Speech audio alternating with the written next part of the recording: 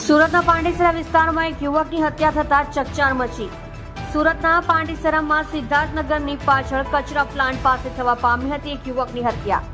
25 વર્ષીય કિરણસિંહ નામક યુવકની કરવામાં આવી હત્યા. મૃતક કરણસિંહને માથાના ભાગે બોધડ પદાર્થ વડે હુમલો કરી હત્યા નિપજાવવામાં આવી હોવાનું સૂત્રો દ્વારા માહિતી મળી. સુરતની પાંડેસરા પોલીસનો કાફલો અને ઉચ્ચ અધિકારીઓનો કાફિલો ઘટના સ્થળ પર આવી હત્યાનો ગુનો નોંધી આગળની વધુ તપાસ હાથ ધરી છે. આપ જોઈ રહ્યા છો ગુજરાતની સૌથી પહેલા ખબર આપતી Surat express news channel director Rajesh મંગલીની સાથે.